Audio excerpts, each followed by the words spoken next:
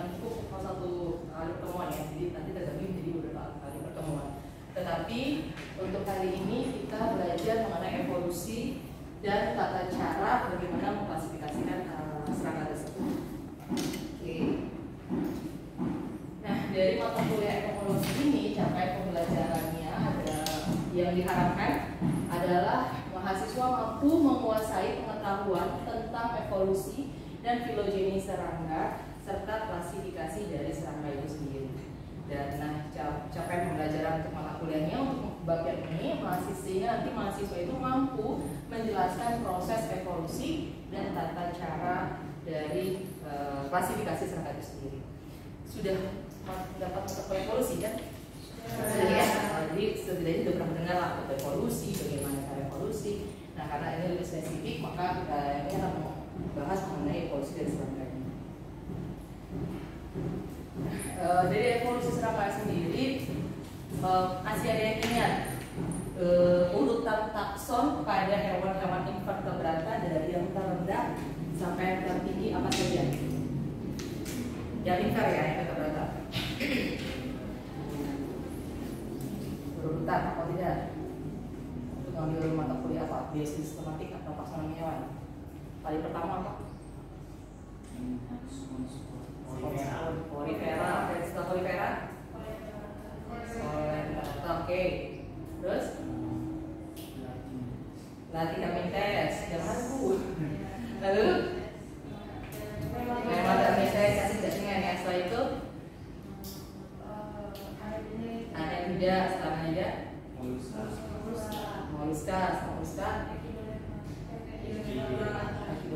mata lalu insek gimana? Insek gimana? Dudukan ini sebelum Echinodermata atau Poda dulu ya. Oke, nah jadi secara evolusinya ini serangga ini lebih mirip pada Annelida sebenarnya. Tadi sebelum menyebut Porifera sebenarnya di bawahnya ada protozoa, ya. Itu sudah. Nah, Annelida awalnya dari Annelida. Serangga yang muncul pertama adalah serangga tidak bersayap. Jadi awalnya itu serangga tidak bersayap. Baru setelah terjadi evolusi kan tidak dalam waktu yang singkat ya, tapi waktu yang lama baru muncul serangga yang bersayap. Nah, di mana pembentukan sayap juga mengalami evolusi. Adanya evolusi pembentukan sayap, tahapannya sama sebenarnya kalau kita sebagai metamorfosis. Sudah pernah dengar ya metamorfosis? Apa metamorfosis? Perubahan apanya? Morfologi. Apanya lagi?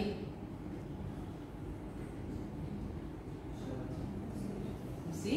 Oke, jadi secara umum metamorfosis adalah perubahan bentuk, ukurannya dari si tubuh hewannya. Kalau kita belajar serangga, berarti tubuh si serangkanya yang dilihat dari perubahan dari stadia 1 ke stadia selanjutnya.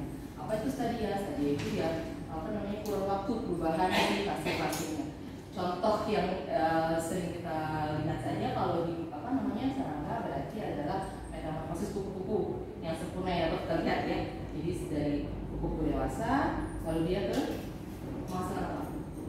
Telur, dari telur, pula dan kepompong, lalu ke kupu-kupu lagi. Nah, dari kupu-kupu, telur, pula, kepompong itu ada stadianya, maksudnya stadia berbeda-beda ya. Itu metamorfosis.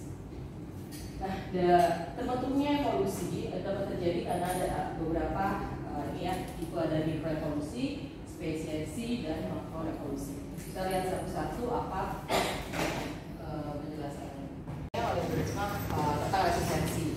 Nah, kemarin dicontohkan kalau tidak salah mengenai penggunaan baygon ya, misalnya ke kecoa.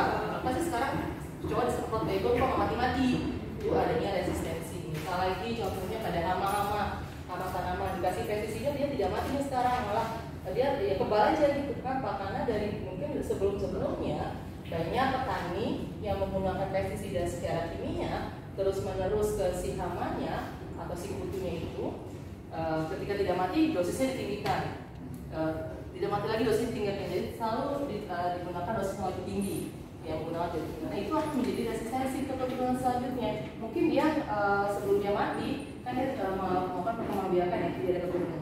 Pada keturunan tertentu dia akan mengenali sida-sida tersebut sebut bahwa ini dia sudah kebal tubuhnya sehingga dia tidak mati. Nah, itu juga termasuk dalam mikroevolusi.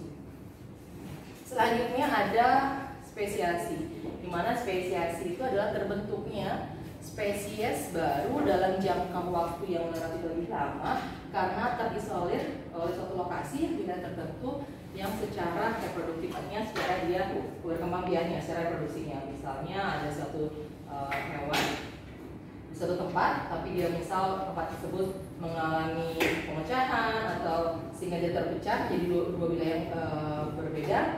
Nah, spesies ini awalnya di spesies sama, tapi karena adanya perbedaan tempat tadi jadi bisa menjadi spesies yang baru. Nah, selanjutnya ada yang dinamakan makroevolusi, yaitu perubahannya terjadi pada kurun waktu geologi tertentu yang memungkinkan perkembangan adanya suatu pola filogenetik tertentu. Jadi ini dalam kurun waktu yang relatif lebih lama. Nah, inilah yang akan kita pelajari bagaimana serangga itu muncul secara makroevolusinya. Jadi dari fase apa saja dia sehingga dia muncul si serangga. Sampai di sini ada yang mau tanyakan terlebih dahulu?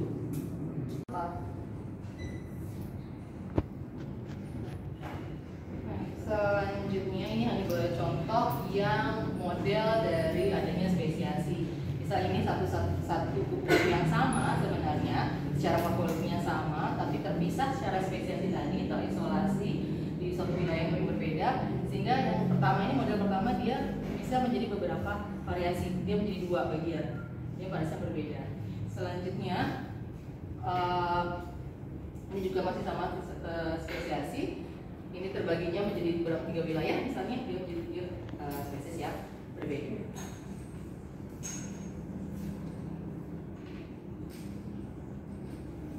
Nah, secara makroevolusinya tadi, bagaimana serangga itu terbentuk atau kerabat serangganya, ada 5 fase. Fase yang pertama adalah fase apoda atau yang dikenal lebih mirip kepada Annelida. Jadi tubuh serangga awalnya itu hanya sangat sederhana, di mana dia bentuknya memanjang dan ada somit. Somit itu artinya dia punya ruas-ruas khusus. Oke, kenapa? Mungkin udah dibahas juga kemarin waktu pertemuan sebelumnya. Kenapa serangga disebut hexapoda? Atau apa ciri utama dari serangga? Oke, tiga pasang kaki. Ciri utamanya? Tubuhnya berluas. Berluas itu arthropoda ya. Kalau berluas daripada arthropoda. Berapa segmen tubuhnya atau berapa ruas tubuhnya? Tiga. Apa saja? Kepala, dada, perut. Kepala atau kaput, dada, torak, dan abdomen atau perut ya. Nah, awalnya itu hanya bentuk sederhana saja, memanjang, belum terbagi mana kaput, mana toraknya, mana dadanya. Dia hanya ada ruas-ruas, belum bertungkai pada awalnya. Nah, di mana ruas terdepan, kalau kita masang kepala, ruas terdepannya disebut dengan prostomium. Sedangkan ruas paling belakang disebut dengan peripod, organ peripod namanya atau telson. Selanjutnya dari fase ini, fase apoda dikenal dengan fase Phlopopoda. Muncullah adanya embelan. Ada yang tahu embelan itu apa? Nah, istilah embelan itu sebenarnya organ pelengkap. Jadi di ruas berarti ada muncul organ pelengkap. Nah, di mana embelan ini dia tidak berruas, terdapat biasanya satu pasang pada setiap ruasnya. Muncullah baru embelan untuk berjalan. Dia belum tungkai, tapi embelan untuk berjalan. Jadi bentuknya belum seperti tungkai yang sempurna. Nah, di bagian prostomium tadi, bagian depan yang muncul embelan yang berfungsi sebagai antena. Itu juga ciri dari si serangga ya, adanya antena. Kemudian di prostomiumnya juga di bagian isi kepalanya muncullah adanya titik mata. Nah, ini muncul ini pada fase Phlopopoda. Jadi baru pada sampai dia muncul sedikit tungkai, lalu ada antena di bagian depan dan ada bagian bintik mata. Selanjutnya di fase ketiga itu ada fase Arthropoda, di mana atau disebut juga dengan fase Protomyriapoda atau Protoinsecta. Nah, di sini embelannya sudah mulai jelas nih, ada ruas-ruasnya, jadi sudah ada ruas atau disebut dengan anthropomorphism. Di Dimana embelan ruas 1 dan sampai ke 4 dia tereduksi menjadi alat mulut di bagian kepalanya.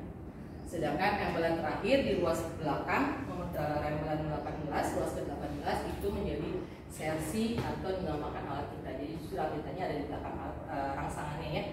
Itu di ruas nomor 18. Selanjutnya fase keempat itu fase myriapoda. Ciri utamanya embelan pada ruas ke-5 dan ke-7 dia terdiferensiasi, di mana ukurannya relatif lebih besar dibandingkan embelan-embelan pada ruas lainnya dan berfungsi sebagai alat gerak, khususnya pada daerah mandibulat. Mandibulat ini adalah alat yang nanti dimiliki oleh si serangga di bagian mulut tersebut.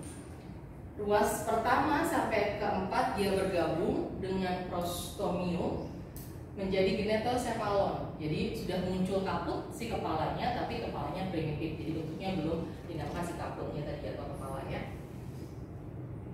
Di mana munculnya si kepala ini, si genetocephalon ini diikuti lenyapnya embelan pada ruas ke-1 dan ruas ke-2. Kan tadi dia bilang kan dia bergabung pada prostomium tersebut. Kemudian embelan ketiga dan keempatnya tereduksi, muncullah adanya palpus, maxilla, labium itu pada organ di bagian mulutnya. Nanti ini untuk membedakan alat mulut pada si serangganya. Nah selanjutnya fase yang kelima yaitu fase insekta. Genetocephalonnya itu sudah dinamakan kaput, artinya kepalanya sudah sempurna. Ruas ke-5 sampai ke ruas ke-7 menjadi torak, di mana setiap di torak itu memiliki satu pasang tungkai. Ruas ke-8 sampai ke-18 atau ke akhir itu menjadi abdomen. Mulailah embelan-embelan tadi melengkap tadi menjadi lenyap. Di embelan pada ruas ke-8 dan ke-9 muncullah adanya ruas kelamin. Sedangkan di ruas embelan abdomen di ruas 11 itu muncul sersi. Telsomnya tadi pada tubuh belakang mulai lenyap, muncullah anus. Nah itu jadi bentuknya mulai lebih sempurna, di mana ada kaput, torak, dan abdomen. Di abdomennya itu mulai muncul kelamin, sersi pada bagian ujung belakangnya, munculnya anus dan lainnya. Tetapi fase ini belum adanya sayap si insekta tadi. Ini masih berupa fase insekta yang tak bersayap. Ya, sampai nanti munculnya ada lagi dia evolusi untuk tubuhnya sayap. Oke, skemanya kalau kita lihat seperti ini gambarannya. Jadi fase pertama itu ada lidah, kan hanya bentuk ruas-ruas tadi ya, somit. Jadi itu bagian depan namanya ini prostomium. Di sini namanya tadi peripod atau apa namanya telson. Ini pada lobopoda sudah muncul di bawah tukai-tukainya. Kan di sini sudah ada mulai muncul kelamin, tapi bagian luar itu bagian telsonnya. Nah, bagian fase ketiga arthropoda sudah mulai kelihatan kepalanya, tapi belum terlihat segmen untuk bagian toraknya. Tungkai sudah mulai jelas. Selanjutnya sampai pada fase insekta, di mana fase ini kepala sudah ada, dada ada, ini bagian abdomen atau perut, dan mulai kayaknya muncul 3 pasang tadi di bagian torak. Ingat, muncul insekta itu adalah tungkainya di bagian torak. Ya. Inilah terjadinya evolusi, terjadinya perubahan atau pembagian tubuh di si serangga. Yang dimaksud kepala primitif tadi apa ya? Ya, jadi kepala primitif kalau tadi di bagian apa? Di fase myriapoda. Fase myriapoda bagian sini. Jadi kepalanya itu memang belum terlihat sempurna seperti yang insekta kita lihat. Jadi kalau yang kita lihat sudah ada antenanya, matanya sudah jelas, bagian palpus, bagian alat mulutnya sudah jelas. Nah, di sini mulutnya baru menyerupai seperti mulut. Jadi belum lengkap bagian-bagiannya. Matanya tadi mungkin hanya baru bintik mata yang mengembang, belum jadi mata kaset transplantasi insekta seperti maka disebut dengan kepala yang masih primitif. Dinamakannya juga bukan kepala tadi kan, belum menjadi kaput, tapi masih genetocephalon. Ada lagi yang lain? Ya.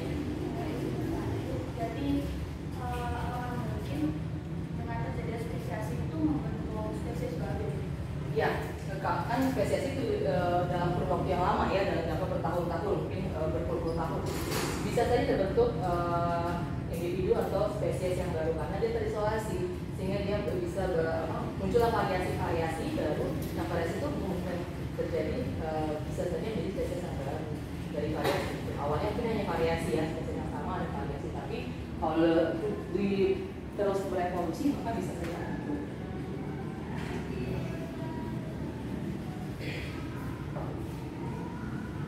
Tadi masih sama, masih skema pembentukan masker tadi. Serangga yang mempunyai insang yang menutupi tubuhnya digunakan untuk mengepakkan dan akhirnya bisa menjadi sayap. Nah, proses evolusinya ada seperti itu. Serangga air apa? Ada yang tahu nggak? Anggang. Oke, apalagi banyak ya sebenarnya kumbang air juga ada. Dia saya lupa nama orangnya, tapi dia ada seperti kumbang tapi tidak.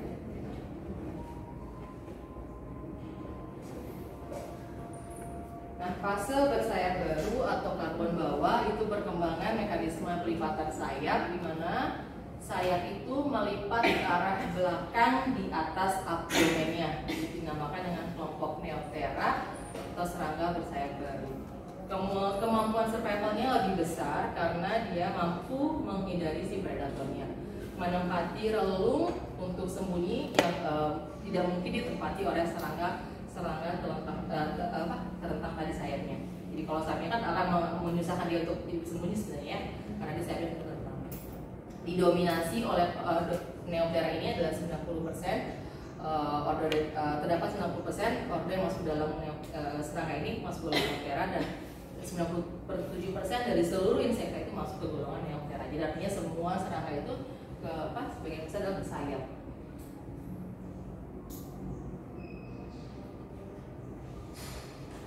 Nah, kelompok Neoptera itu ada yang namanya Exopterygota dan Endopterygota. Bedanya ini adalah dari gimana munculnya si ruas sayapnya. Kalau exo berarti dia dari luar tubuhnya itu muncul sayap. Kalau yang Endopterygota adalah bakal ruas sayap itu muncul dari dalam tubuh. Itu bedanya. Jadi dari yang biasanya dikatakan exo dan endo. Exo endo kan artinya di luar dalam ya. Pterygota itu artinya sayap. Jadi bakal munculnya sayap itu muncul dari dalam.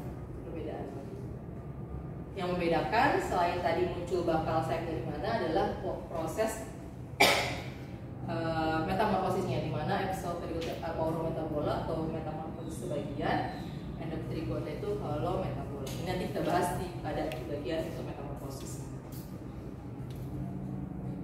Selanjutnya fase metamorfosis sempurna yaitu holometabola, itu ada pada karbon atas yaitu pada pupa, di mana keunggulan dari Endopterygota ini mampu menekan kompetisi intraspesies karena makanan pada fase dewasanya itu berbeda dengan fase yang pradewasa. Jadi kebanyakan untuk yang holometabola, serangga-serangga yang holometabola, fase dewasanya itu berbeda dengan dia makan pada fase pradewasa. Misalnya kupu-kupu dewasa itu kan makannya nektar itu, sedangkan fase ulatnya itu berbeda makannya, jadi kompetensinya berbeda. Sedangkan pada fase pupanya itu tidak makan, sehingga survivalnya lebih tinggi lagi. Nah, ini garis besar penemuan-penemuan fosil pada insekta, di mana pada era dari zaman Cenozoik, Mesozoik sampai ke Prekambian ini. Kebalikan dari bawah sampai ke atas, dari Prekambian sampai ke Cenozoik. Di Prekambian ini adanya vertebrata primitif, lalu muncul arthropoda pertama pada zaman Paleozoik, kemudian ada vertebrata, binatang pertama darat muncul sampai adanya ke manusia. Jadi arthropoda sebenarnya sudah muncul dari zaman sekitar 600 juta tahun yang lalu di zaman Paleozoik, di mana itu adalah serangga primitif. Oke, ini saja ya.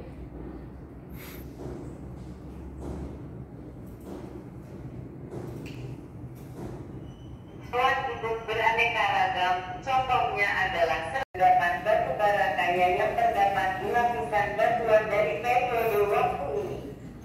Kemudian, pada periode Permian sekitar 270 juta tahun, beberapa kelompok serangga telah menyerupai bentuk yang dijumpai sekarang.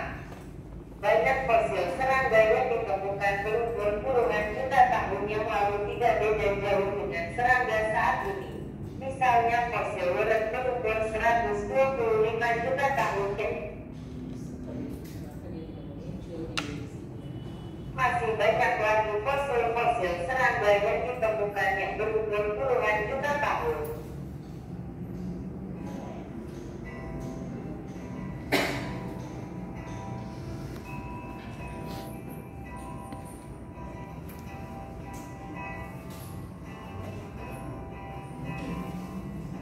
Ini beberapa fosil serangga yang ditemukan.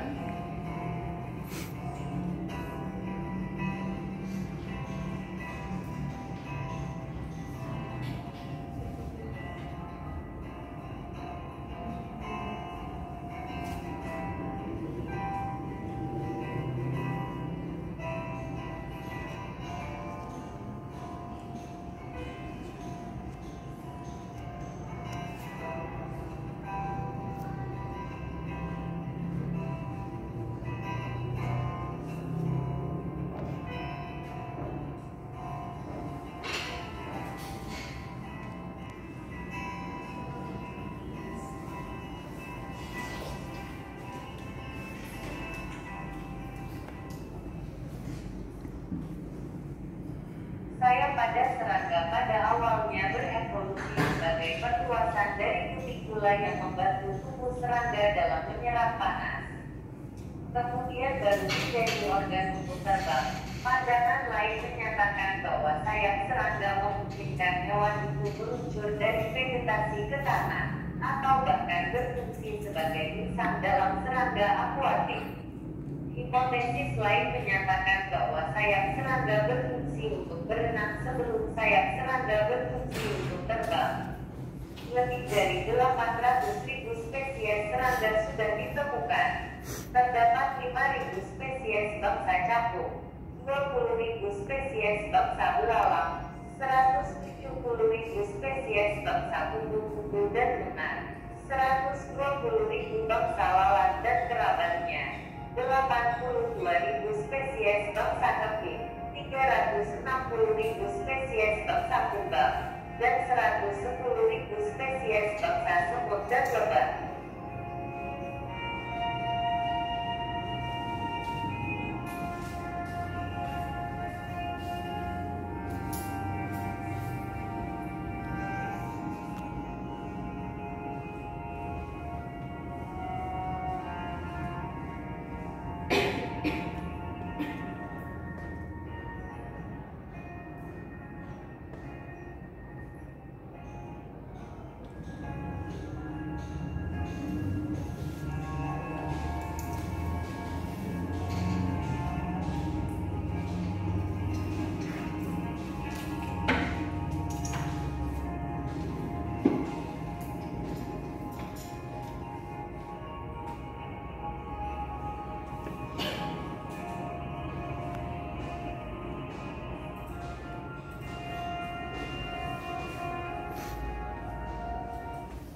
Jadi kalau dari videonya tadi dijelaskan juga bahwa memang awalnya tadi ya bahwa sayap serangga itu sebenarnya serangga yang muncul pertama adalah serangga air yang digunakan dia tadi untuk berenang, kemudian mereka beradaptasi sehingga muncullah serangga-serangga yang bisa terbang.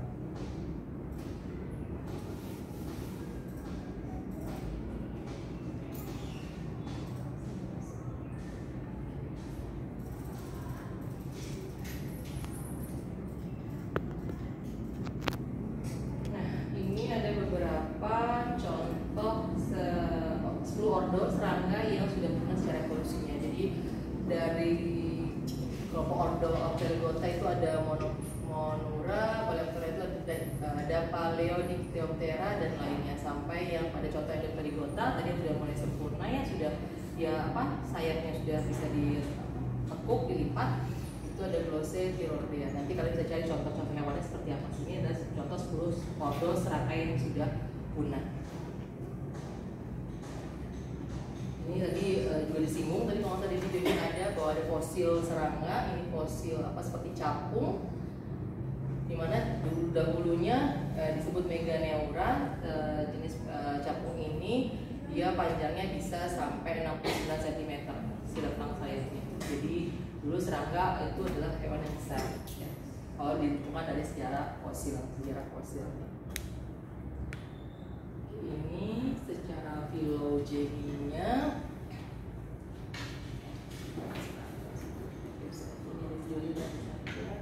Nah, selanjutnya kita singgung mengenai klasifikasi dan tata nama dari si serangga.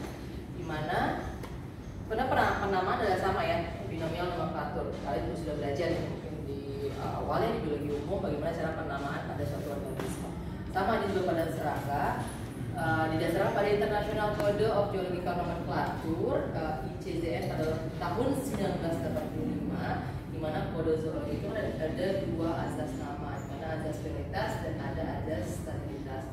Di mana jika ada dua nama untuk taksa yang sama, maka nama yang berlaku pada nama yang pertama kali muncul atau lebih pertamanya. Ini berlaku untuk semua ya, tidak hanya pada serangga. Lalu ada asas stabilitas, tidak boleh mengganti nama. Artinya kalau nama itu sudah pertama kali diluncurkan, nama ilmiah itu pertama dikenal, maka tidak bisa diganti sembarangan. Kecuali makanya muncul mungkin ada variasi baru, ada peran spesies bawahnya gitu ya, spesies. Sebagai sistem penamaan ilmiah, artinya pemberian nama ilmiah spesies serangga dengan dua kata atau nama yaitu istilah umum, nama genus. Lalu istilah keduanya adalah nama spesies. Ini sama semua organismenya, jadi ada dua kata pertama itu genus dan kata keduanya menunjukkan dia spesiesnya. Kedua nama ini harus tulis miring dan digaris bawahi atau tulis berbeda dengan tulisan yang lainnya. Jadi itu yang perbedaannya.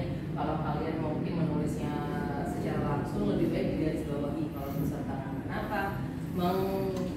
Mengurangi apa ya, keambiguan kalau mungkin saya tulisan kalian sebenarnya miring gitu loh. Kenapa jadi miringkan itu? Untuk membedakannya lebih baik kalau ditulis tangan maka digaris bawahi, kecuali kalian menulisnya diketik gitu ya, baru dimiringkan.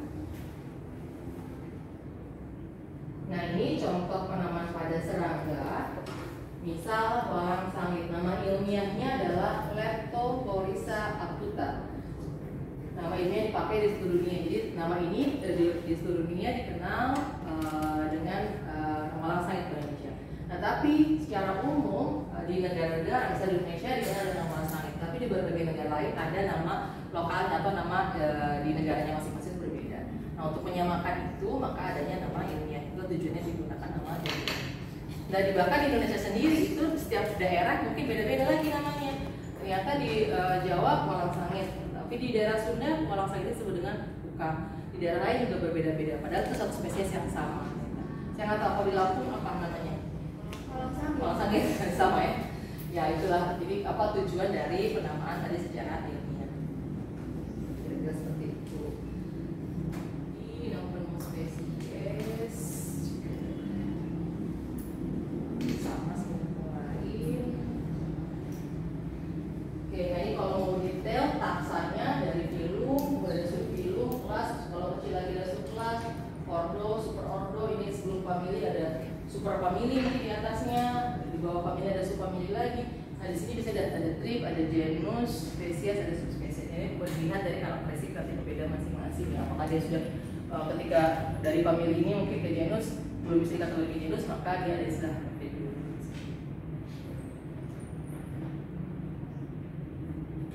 Nah, kategori taksonomi pada serangga biasanya untuk bagian ordo di bagian superfamili belakangnya adalah widea. Itu ciri khasnya. Kebanyakan seperti itu. Kalau pada famili, kalau untuk familinya dari Idae, subfamili, Inae, bahkan tribe tadi ada supertribenya itu ada Itae, yang tribenya ada pakai ini, subtribenya ada Ina atau Itik. Ini adalah rata-rata umumnya seperti itu ya untuk penamaan biasanya di serangga.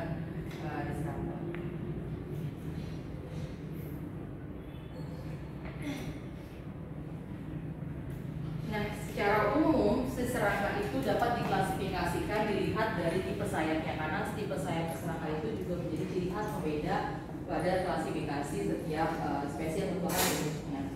Lalu bagian-bagian mulutnya juga bisa dilihat sebagai klasifikasi, bagian kaki dan juga metamorfosisnya. Jadi kalau sebenarnya dari bawah ke atasnya sebagai semakin kecilnya jadi semakin mengerucut.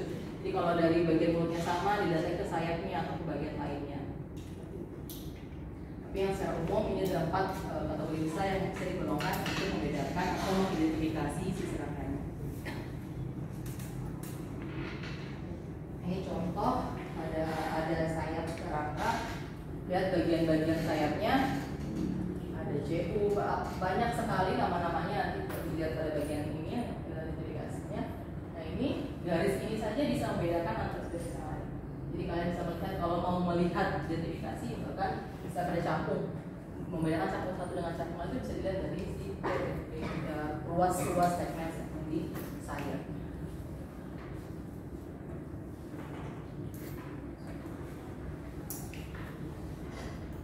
Ini tipe-tipe mulutnya, bentuk ini ada bentuknya. Ini tungkai di kakinya, tungkai di kakinya, mana yang lompat, dia menggerus, untuk tungkai berjalan dan lain itu beda-beda setiap saya.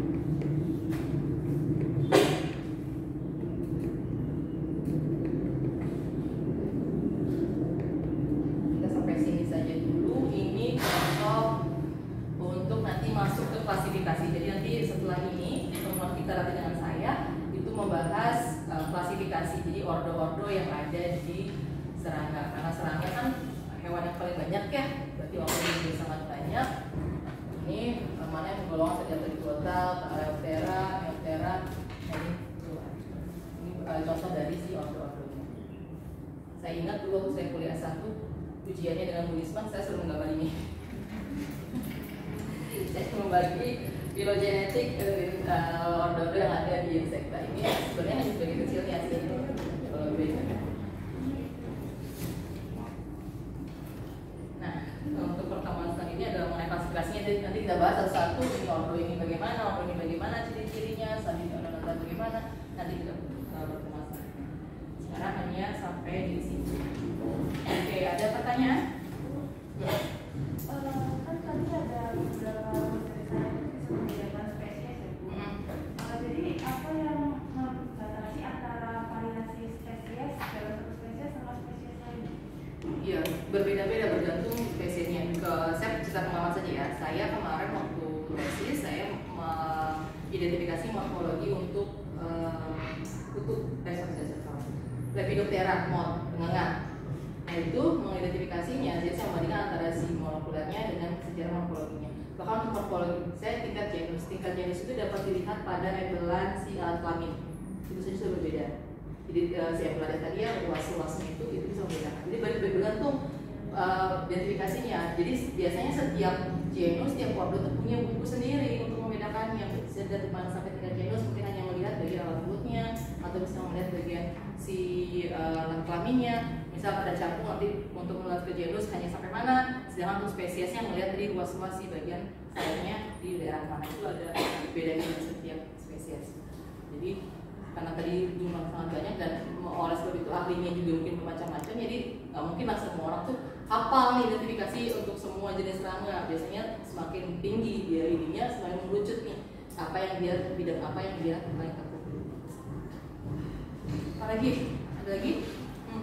Untuk identifikasi yang sayap itu berarti untuk pola setiap sayap antara kanan kiri itu selalu sama ya? Kalau kanan kirinya iya. Biasanya kalau kanan kirinya pasangannya sama. Yang membedakan misal ini ya apa nih MCU-nya misal di spesies A ini nyambung, di spesies lain tidak. Ini kan tidak bisa dilihat mata kita langsung ya, bisa dilihat di mata. Itu berbeda antara spesies atau mungkin berbeda antara variasinya. Itu yang membedakan. Tapi kalau kanan kiri kanannya sama. Ada lagi yang lain?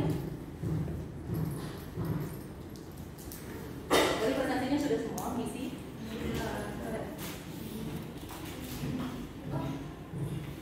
Belum. Tadi presentasinya pakai itu aja dulu ya, untuknya saya biar tahu yang hari ini yang maksudnya.